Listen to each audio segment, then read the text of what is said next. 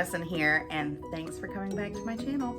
Today we are going to be talking about tailbone pain. How do you begin relieving tailbone pain? This is a question I get quite often from my followers, people on my email list, potential clients, new clients.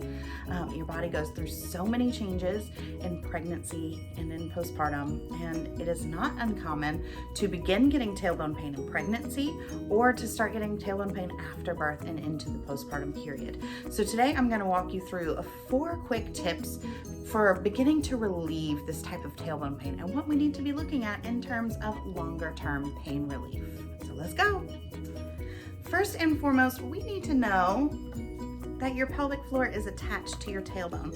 It's also attached hip to hip and to your pubic bone. So the first thing we need to be looking for or at is what's going on here in your pelvic floor. What's your history? Do you have any pelvic floor pain, any discomfort, pain with intercourse? Do you have any leaking? Do you have prolapse?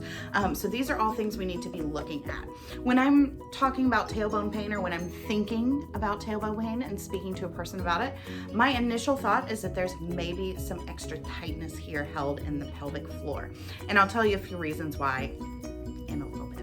But right now, I just want you to know that your tailbone does attach here, and so this is something to look at, and this is often a part of my clients' programs that I focus on. When it comes to relieving pain, we do some pelvic floor work because it's the bottom of your bottom, it attaches to these areas, and we need to be aware of it.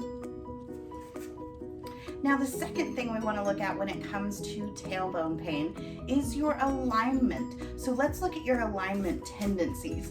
Do you have a tendency to tuck your butt under, roll your tailbone under, or hold tension in your glutes? And if that's the case, you want to get your butt behind you, so untuck your tailbone. It may be more likely that you're actually sitting, especially if you're in that postpartum period and you're doing a lot of baby feeding, baby holding, nap trappedness. Are you sitting with, again, your tailbone tucked under and your glutes underneath you? And if that's the case, getting your butt back behind you can be tremendously helpful for making more room and taking some of that pressure and that pull off of your tailbone. Now, the third thing we need to be looking at is mobility. What is the mobility like in your pelvis, in your hips, in your back, and in your shoulders, in your thoracic area? So really, we're looking at whole body mobility. But the first thing I'm looking at when we're speaking of tailbone pain is what's going on with the hips. What's the mobility like there?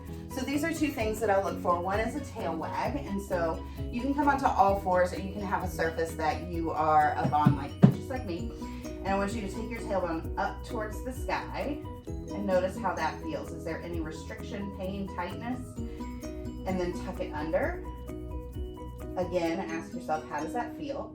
And then back to your neutral, and then move your hips side to side. And this may be where you feel some things going on in here, some tightness there if you have any. So I want you to notice what feels sticky, what feels tight.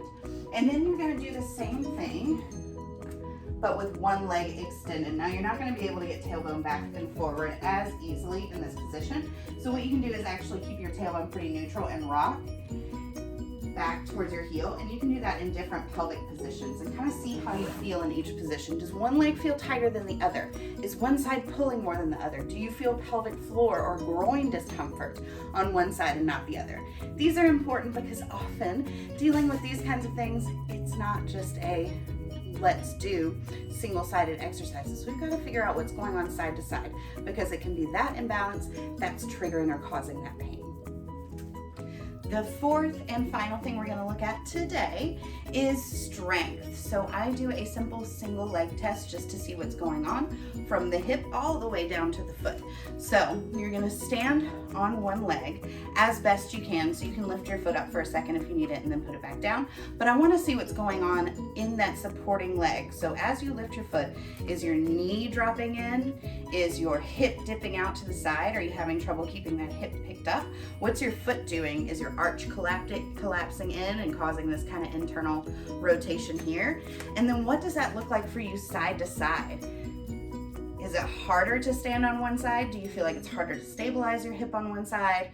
Your knee draws in on one side more than the other. And that's how we're gonna target muscles that may need strengthening and that also may need mobility and lengthening to begin reducing pain for the longer term. So let me know if you tried out these things in the comments below, and let me know what you found. And I've also got some other videos on tailbone pain, so make sure that you check those out. And if you want more help with pelvic and other types of pain, sign up for my pelvic pain workshop right there in the description. Let me know if you like this by giving it a like, and make sure you subscribe and hit the bell for notifications. Thanks for watching.